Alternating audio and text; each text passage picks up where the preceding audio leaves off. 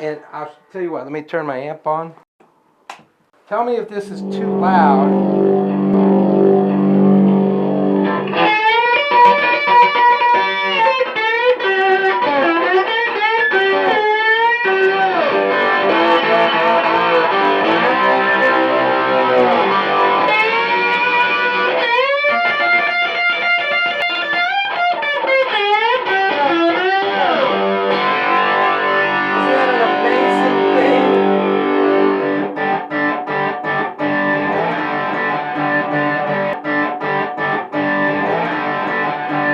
When I was born, my mother was on a drug called Twilight, and she doesn't remember anything for a week. She was on this real heavy drug called Twilight. So when I was born, I came into the world, I was premature. I came in like 38 days early or something like that. And so I came into the world, I was like completely whacked out of my mind, and they put me in this little incubator box. And there was this nun that took care of me and wouldn't let my mom see me at all. That's a pretty weird way to come into life if you think about it. It's like being an alien or something. So you can go anywhere on this thing. You can go up into infinity if you want to. Well, you know, we go to as many garage sales as we can go to, and we'll always ask the people, do you have any old records? And every once in a while somebody will bring out a collection. And last week I got a collection. A guy had like a big Peaches crate full of albums, probably 200 albums. And I go, well, what do you want for them? Because I looked through a few of them, and it was all the Frank Zappa and the Mothers of Invention, and all the Doors, and all 70s stuff, really cool stuff. He goes, well, I need to get at least $10 for the whole collection. And they were all mint condition, no mildew or nothing. So every once in a while you get a big score like that. It's kind of a numbers game. If you go to 10 places like this, you don't find anything, it's the 11th place you go to that you find that special thing.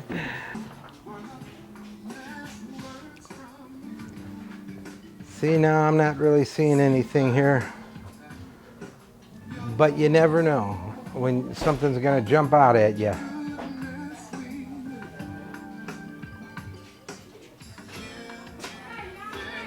Look at this. Look at this. This is pretty cool. Look at that. Space and Rocket Center, Huntsville, Alabama. I mean, that could be something real special. Don't you think you put that on eBay?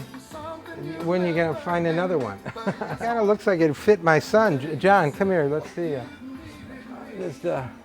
I don't know if I'm tall enough to reach that. Can you get that down? And I mean, you remember what Pete Townsend looked like when he was in the Who, and he was like wearing a jumpsuit like that? I don't know if I can get it. That's from NASA. That's pretty awesome. I mean, that could have been worn by an astronaut. You need a Halloween costume? Look at Space Shuttle. Commander. It looks like it would fit you perfect, John. If you went with us today, John, that would be something we may go home with for you, for you as a surprise. Classic. I think Halloween, you can carry your little bag of candy and put a bucket right there. You can go around and say trick or treat and get your treats.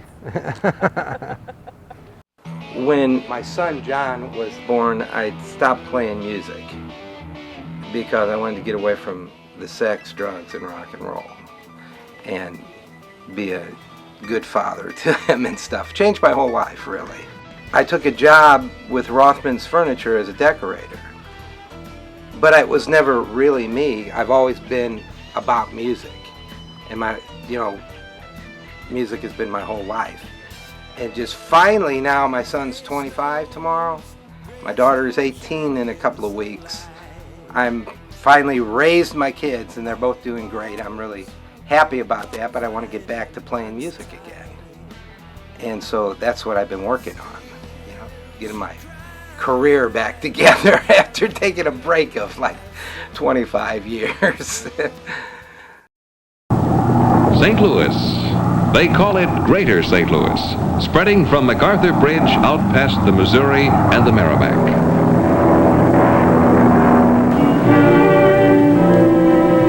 But it's a big city with streets you've never walked.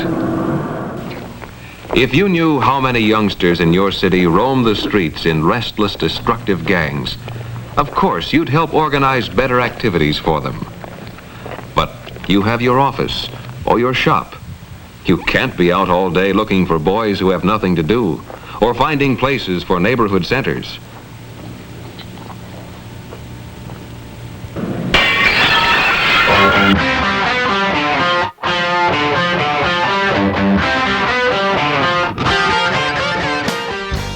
My very first band was called Mike and the Majestics. We started playing about 1963. It was Michael McDonald, Bob Bortz, Pat Malloy, and myself.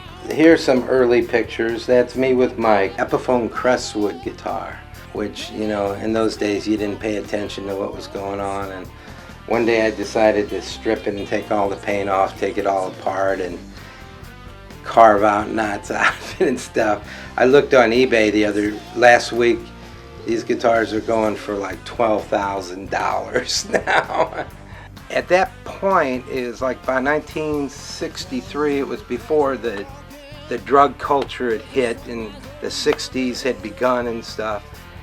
And we put together a band, and it was like every day we'd run home from school and we'd go down in the basement and start practicing. It was just a real love that we had. You know, I don't want to dwell on the drugs that happened through the 60s and the 70s, 80s and 90s, but I think that time in my life was a time where it was just the joy of music and learning. We did a lot of Kingsmen songs, and it was before the Beatles hit. It was like a rhythm and blues band. And then we started taking the band out, and we had a neighbor who was a frat guy down at Washington U, and we started playing frat parties.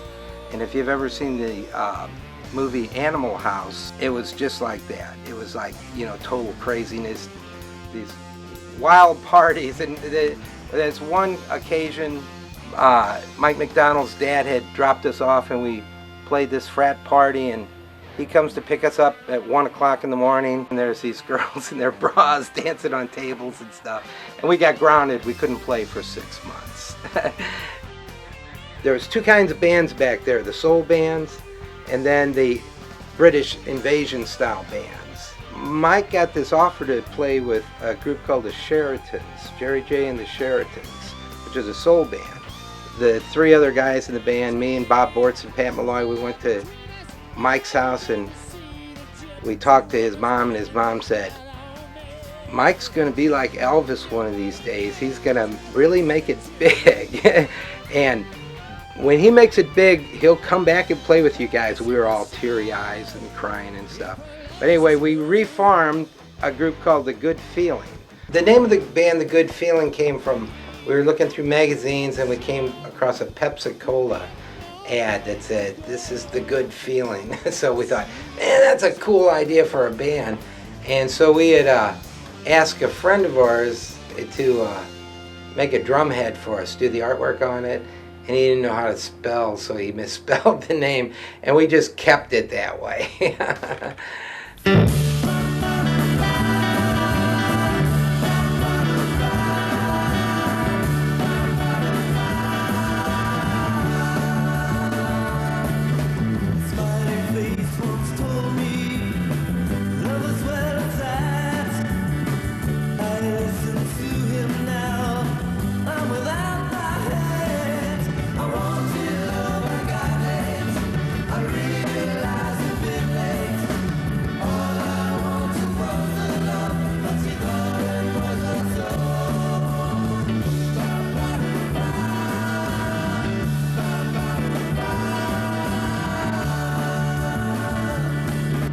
We were a huge success in St. Louis. We had a fan club. We played all the dances, the teen dances, and then the Castaways came in, which was a teen club. We played there with Kenny Rogers in the first edition, the Cowsills, Paul Revere and the Raiders, a whole bunch of different bands. The Castaways was a great place. We also played 4 or 5 times at the Kiel Auditorium for different things. We played there with the Jefferson Airplane and Big Brother and the Holding Company, the Iron Butterfly. We did all kinds of English invasion stuff, Yardbird songs, Pretty Things. We were big on the Shadows of Night from Chicago. The band Love was a huge influence on us. We played all their songs, 7 and 7 Is. It was definitely a psychedelic band. We would start off with Time Has Come Today, and we'd have an echoplex and it'd be time, time, time, time, you know, it was. So I had quite a childhood playing in the Good Feeling. It was, you know, kind of like, I wish I could go back and relive all those days. We really didn't care about money, we didn't care about drugs, we didn't care about all the pitfalls. We just cared about playing music and having fun. And that's really what music should be about, I think, is the fun factor. And that was a good feeling. That was what the Good Feeling. That's a group that should have made it. It should have made it. You know, just, and we came close, but we never did really make it. The most exciting times of my childhood were spent at the Club Imperial. Anybody that's anybody in the music business in the 50s and the 60s played at Club Imperial in St. Louis. It was George Edick's famous Club Imperial. So to me, the history of music in St. Louis is all about the Club Imperial. I consider it ground zero for rock and roll. You know, Chuck Berry would play there, the Barkays, the Marquis, Booker T and the MGs, Alvin Cash and the Crawlers. Bob Cuban played there all the time. Pretty much is the who's who of music from the St. Louis area. Well, the biggest one, of course, is Ike Turner. I mean, Ike Turner wrote the very first rock and roll song, Rocket 88, and he might have actually wrote it there at the Club Imperial. Who knows? But a couple of his early records with Tina were released live from the Club Imperial. About my 3rd guitar lesson, I brought in a 45 of Prancin' by Ike, and I said, man, I gotta learn this song. My guitar teacher, his name was Bill Dennis, says, you know what, this guy's a friend of mine, and he's practicing right down the street. I just seen him on my lunch break, so he took me down to Club Imperial, and I got to meet Ike, and stayed there to see the show, and it was like the most amazing thing in my life. I was probably 12 or 13 at the time. That day when I came here with Bill Dennis and met Ike Turner was the biggest day of my life, biggest influence in my life. I mean, and Ike was dressed sharp. I mean, he was dressed sharp. Yeah, and dressed like the Beatles. And I go, man, where'd you get your clothes? And he says, man, he kind of like tapped me on the shoulder and said, you need to get yourself together and go down to Joe's Clothes. Which we did. And then we went down there and we found like these paisley silk shirts and Cuban boots and all kinds of things. The Club Imperial is on the 2nd floor of this building. In the basement, there was a nightclub in the 60s. It was called Bruno J. Grunyon's Bat Cave. The Bat Cave had all these fabulous bands play there, like the Blues Magoos, the McCoys. Of course, my old band, The Good Feeling, played there all the time, the Aardvarks, the Acid Set. So you had your older style soul bands playing upstairs while you had the younger generation playing downstairs. So it was really like a hub of music in St. Louis. It's where it was all happening. Okay, we're going down, baby. Now this is the teen club. This was the Bat Cave. Holy mackerel. It looks so small now. This is where the stage was over here. Well, here we are at the Bat Cave, 40 years later. I had some of my greatest times when I was a kid here.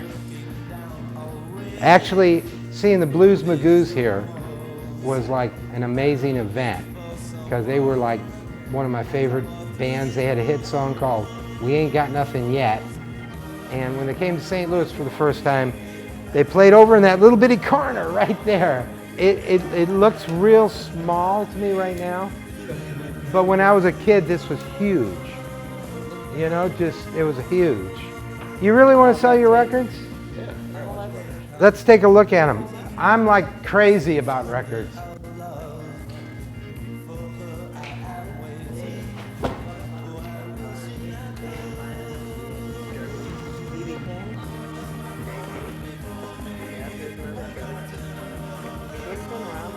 Oh, this is killing me, Greg. Oh, this is making me sick, Greg. This is making me sick. I hate to say it, but these records are in bad shape, man. Oh man, these records are killing me. Otis Redding, Sly and the Family Stone, Little Anthony and the Imperial, Slade. Here you go, right here. Blues Magoos, the electric comic book. It's in terrible shape, but I'd still want to have it just because I'm a Blues Magoos fan. Think about where it came from, too. Look at this, Louie. I bet the Kingsmen played here. I guarantee you the Hourglass played here. The Hourglass is the Allman Brothers.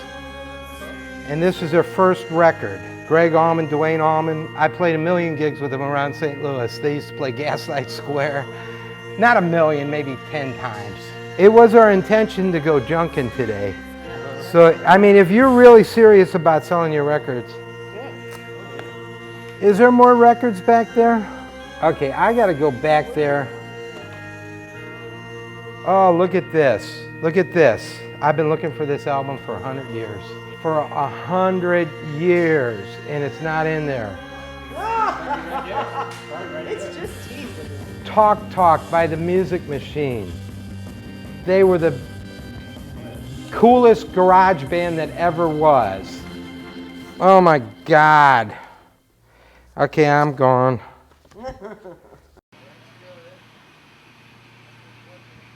I thought when I got this, when I bought this at the Winsville Flea Market, and I thought, wow, I got an original VJ. But it turns out that this is a bootleg. That the real VJ record, the Introducing the Beatles, is underneath the hole. When it's above it, it's a later release. But and that makes a difference between it being worth like $400, and this is probably worth about $20. But I thought I hit it big, but then I was disappointed, you know. I didn't really have a record collection, and I had stopped playing for probably 14 years, and basically I sold all my guitars for English china. I got a real big collection of English china over there. I went to try to find myself some nice vintage guitars, and all of a sudden I realized that the price of them had gone through the roof. Like, you couldn't buy a Les Paul, you couldn't buy a Flying V, you couldn't buy a 335 unless you wanted to put out $10,000, $15,000. So I started to go around the garage sales to see if I could find old instruments that way. And I started looking over here, and I'd see china, or I'd see silver, I'd see some other things, and it developed into passion for collecting antiques. That's how it got started. But, you know, that was probably 18 years ago. The market for antiques has bottomed out, so it's hard to make a living doing it. So I'm going back to the music, which has always been my truest passion and stuff.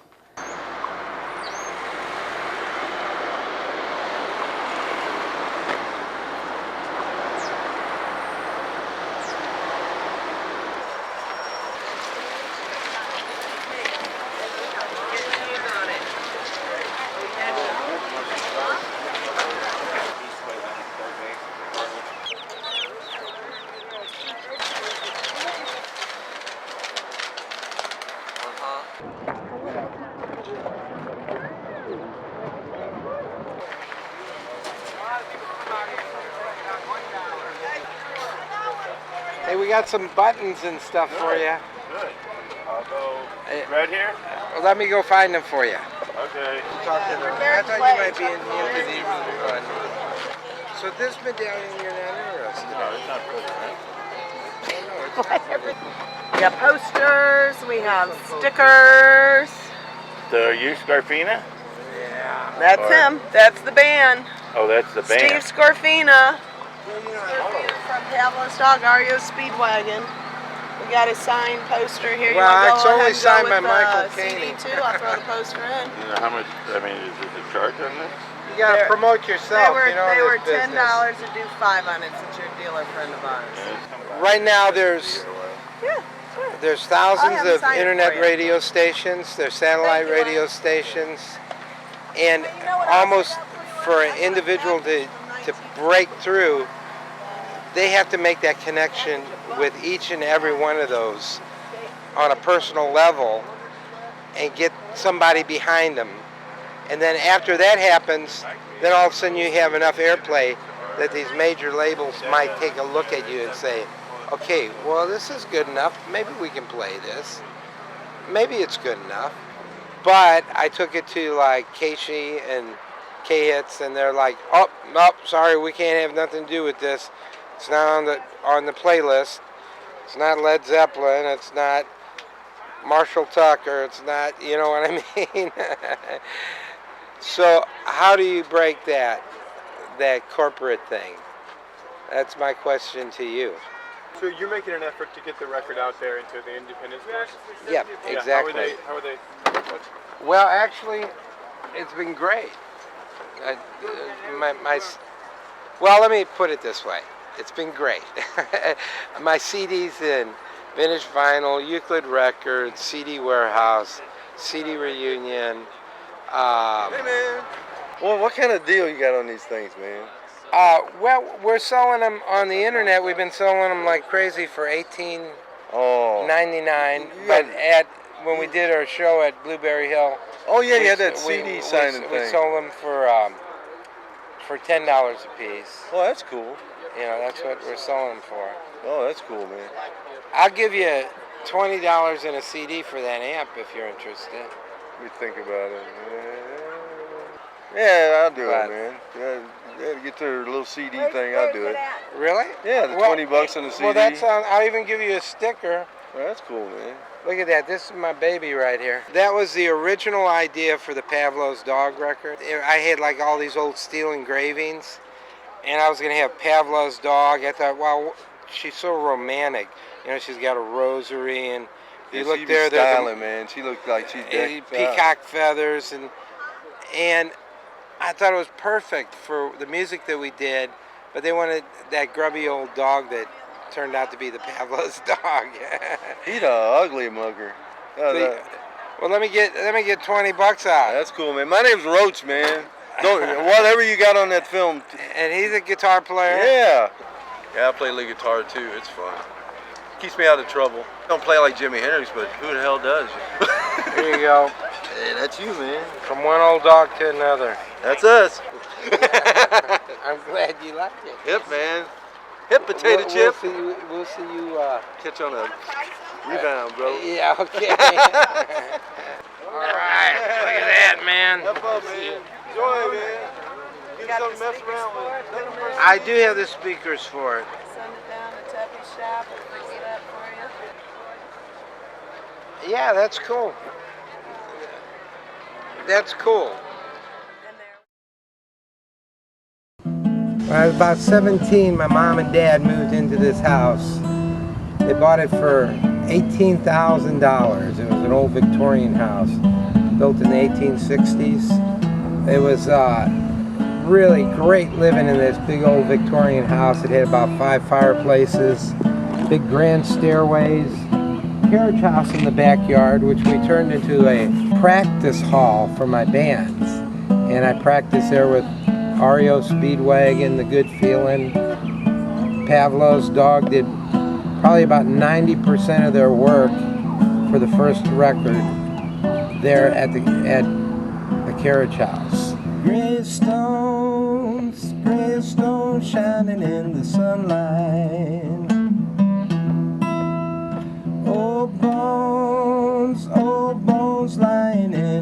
time. Arlington, green fields so depressing. Washington, have you learned your lesson? I was in the good feeling till about 1968. I got a phone call from a guy named Irv Azoff, and it was a bad connection. I could, you know how phones used to be back then, and I thought he said Illinois Speed Press. He wanted me to come and audition for the Illinois Speed Press, and I said, well, sure, man. That's that group that does that song Bad Weather, man. They're a great group, you know. So I went up to Champaign, Illinois, and I got there and I found out I was auditioning for REO Speedwagon. I was, oh, who are these guys? But I auditioned and got the gig and went with it. And I was with them for about a year, maybe a little bit longer than a year. And they were a hard-working band. You know, they worked like 6 nights a week and practiced. I turned 21 when I was in REO Speedwagon in 1969. And the drug culture was completely hitting. Everybody in the world did drugs. When I moved away from home for the first time, I moved to Champaign, Illinois. It was a college town. And here I was just bombarded. The first thing they did was say, like, well, our roadie goes out to San Francisco and he picks up this batch of stuff from Osley. Try this, try this. And I honestly could say that if I would have stayed with that band, I'd probably be dead right now. So it's like it was a good decision that I decided to leave when I decided to leave from the group. I quit the group about 4 months before they put out their first record. After REO Speedwagon, I had a girlfriend. Her name was Vivian Ingleson, and she was an artist, lived up in Rockford, Illinois. And her father owned this big farm, so I decided, okay, I'm going to be a farmer. I'm going to give up this rock and roll stuff, sex, drugs, and rock and roll, and I'm going to go drive a tractor. That's pretty intelligent for me to do, right? And so anyway, I got out on the tractor, and I'm driving it around for about 3 weeks in the rain, and it's like miserable, and you're bored to death. And somebody got my number, and he called me up and said, we need a guitar player. I didn't know what band I was going to audition with when I talked to them on the phone. I just knew that they were playing at the Chase Park Plaza, and I would get a steady paycheck. And it was, you know, at the point when I joined the group, I would have joined anything to get away from being a farmer.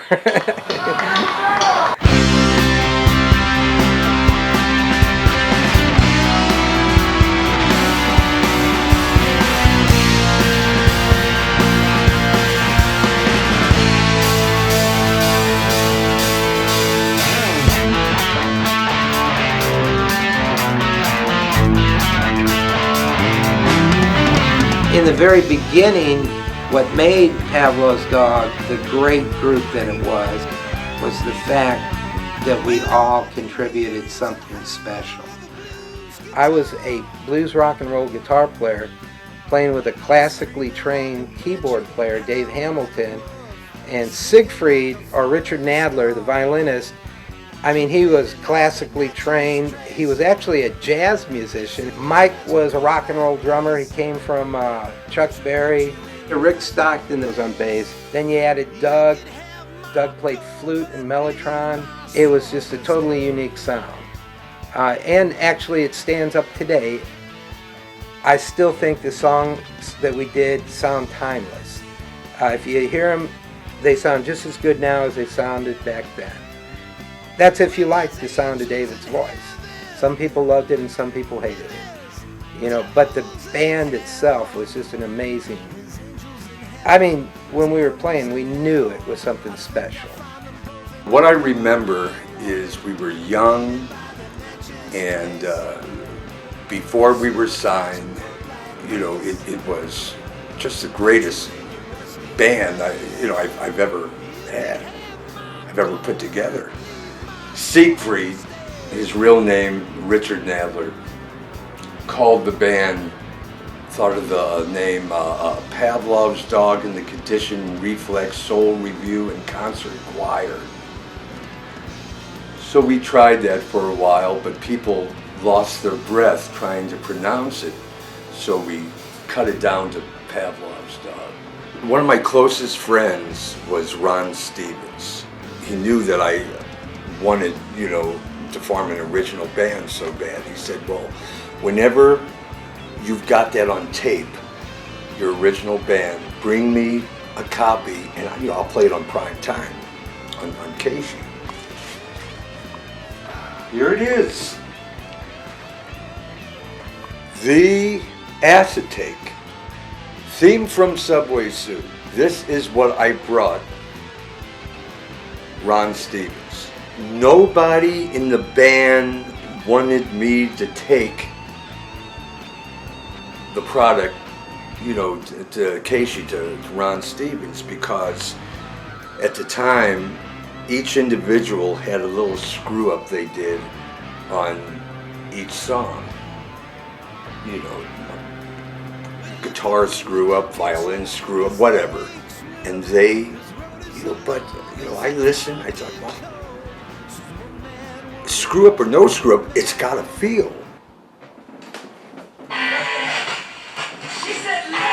See, that's what you're gonna hear in quality.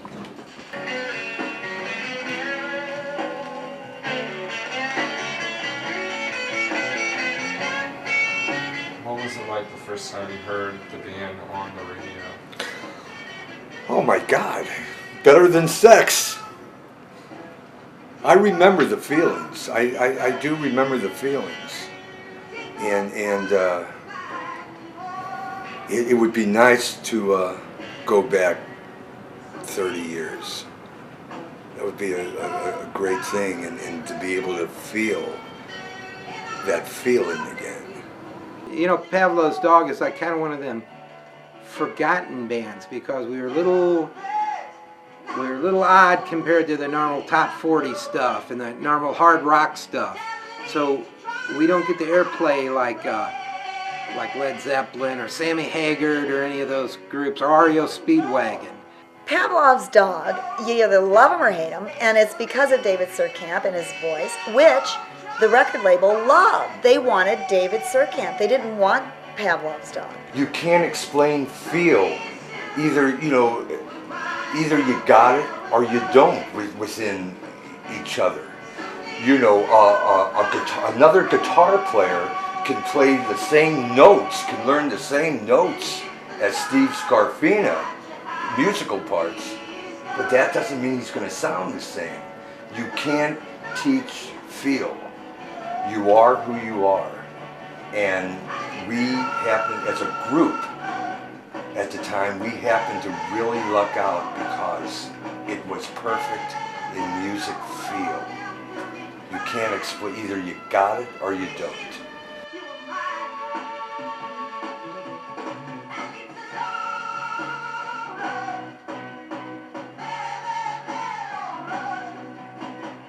This was the order in popularity. The first is the least popular. See, so it gets popular, more popular, more popular, more popular, more popular, and we are right before a night at the opera. There's a certain joy about playing music that you can find no place else.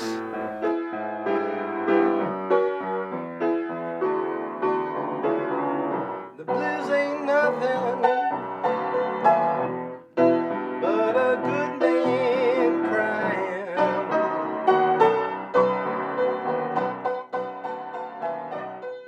I said the blues ain't nothing. Once it's inside you, it's not something that you're ever going to lose.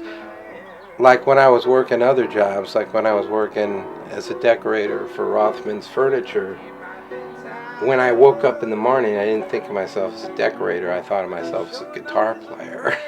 But I still went to work and did something that I didn't really want to be doing. And that went on until finally I said, this can't go on any longer. Well, I think everybody is like that way. Sometime early in their life, it's formulated in their head who they are and what they are. And then for the rest of their life, that's what they're striving to be. And unfortunately, there's a lot of unhappy people in the world because they aren't what they're striving to be. And, I got to say, times are pretty tough right now. The economy is really bad, and it's hard to survive. And if you are, sure, you can go out and get a job. I can go to the unemployment office and apply for some job, some factory, and work and support John and Angela. But how gratifying is that going to be for me? You know what I mean? It's just like, I'd much rather be myself and be a musician,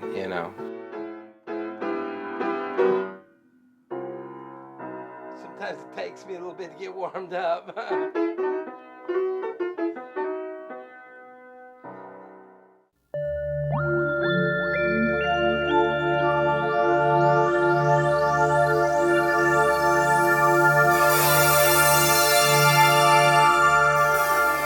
In the beginning, everybody was real open to work with each other, and it was a magical, unbelievable experience. But as soon as we got signed, it happened so fast, and we were so young, I think there was a lot of ego happening. And especially on my part, I was egoed out of my mind. I had to wear my sunglasses, and I had to be recognized, and I was the worst. I probably was the worst. In 1975, the Russian government contacted our management and asked if we would play in Moscow and be the very first rock and roll band ever to play behind the Iron Curtain. And we were going to do it, but it didn't benefit our manager, who was a con man and a crook and was taking our money and using it for all kinds of other things. So when we didn't do it, Elton John was asked to do it. At that point, his career was kind of floundering, and I saw in the behind the scenes on VH1 or whatever it was, where he credited that act of going behind the Iron Curtain for the first time as being the thing that got his career back on track and put him over the top to be a really big success. We were wide open, let it wide open for a manager to really take advantage of the situation and totally screw us for over a couple $1 million. Ron Powell, really, he was like a real life Lex Luthor. He was unbelievable. We were told by CBS, they said, well, this is off the books, but if you guys don't get a new manager, you're going to be dropped by the label and stuff. So we recorded the third record, and it was called Has Anyone Here Ever Seen Siegfried? That was the working title for it. And we didn't get a new manager, and we got dropped by the record label. And I think if it wouldn't have been that manager who did it, it would have been somebody else.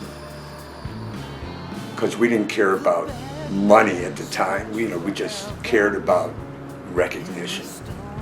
At that point, record companies still wanted you to have a big hit single and stuff, and we never. The closest thing we had to one was Julia, and it really wasn't an over-the-top, number one, top 10 hit or anything like that. Honestly, I had played music for 20 years before that and played with some pretty great people. Really, when Pavlov's Dog came out, it was unique and way over the top. Right off the bat, it was just an original sound. And I don't know if I'll ever be in anything that creative again. I know that I'll work with other creative people, but that was a real special thing.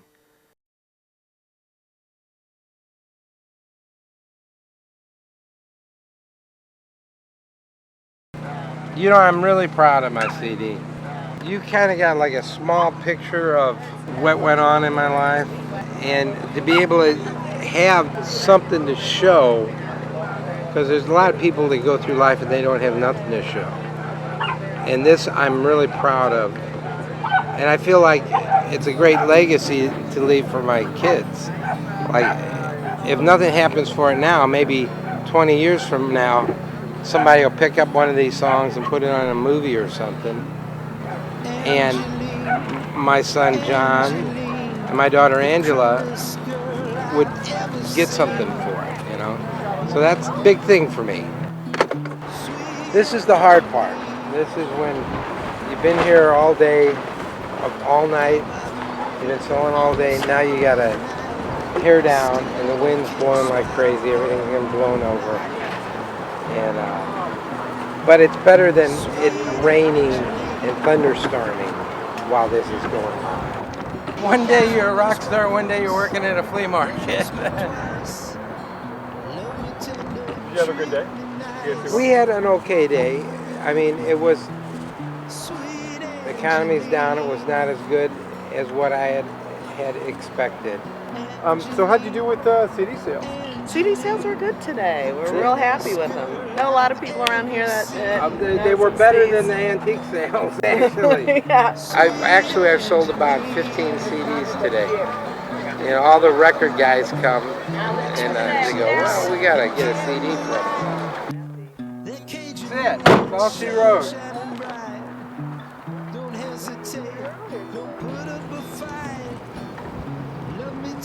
So it's like a new trick to come out and try to recreate myself. Artists that can recreate themselves, you know, it's hard to recreate yourself. You know, have you guys tried to recreate yourself lately? And, you know, the blues has always been the roots of everything I did. When I was in REO Speedwagon, I was playing blues licks. When I was in Pavlov's Dog, I was playing blues licks. But that's what any guitar player does. When I hear Eric Clapton, I hear him playing Albert King or Ike Turner. He's the underestimated guy. It happens that he was one of the creators of rock and roll. You got to give him his credit, if you like him or not. Same thing with Chuck Berry. There's a lot of negative stuff going around about Chuck. But boy, was he ever an influence to people like me.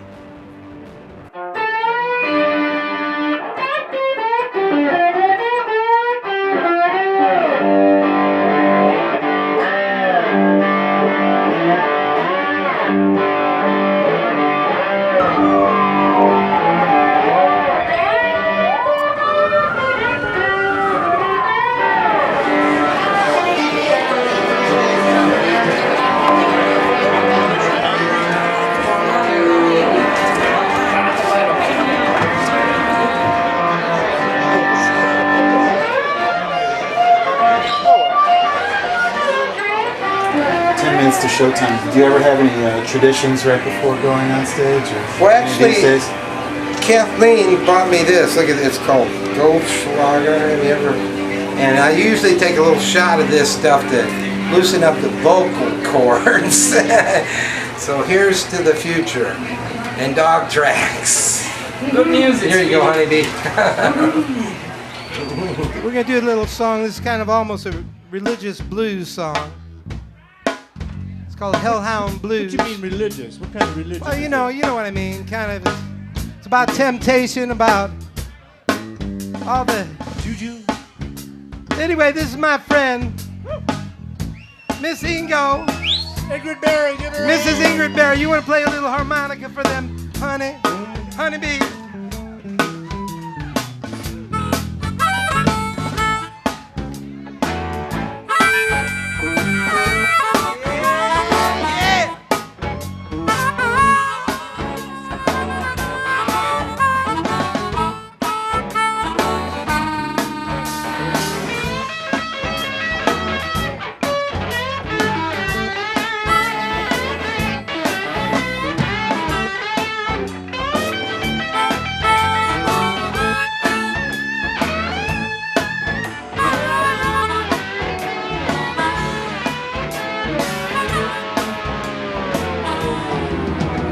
The devil, he's no friend of mine. He's just a hellhound on my trail.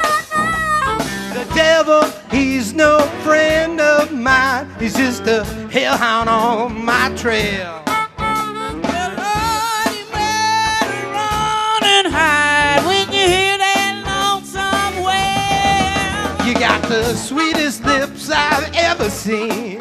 They make me wanna kiss and tell. You got the sweetest lips I've ever seen. They make me wanna kiss and tell. The devil, he's no friend of mine. He's just some hound dog on my trail. Well, I cannot fight my destiny. If I do, I'll surely fail. You know, one road leads to heaven, and one road leads to hell. The devil, he's no friend of mine. He's just a hound dog on my trail. The devil, he's no friend of mine. The devil, he's no friend of mine. The devil, he's no friend of mine. You better get yourself right. The devil, he's no friend of mine. Thank you. Good night.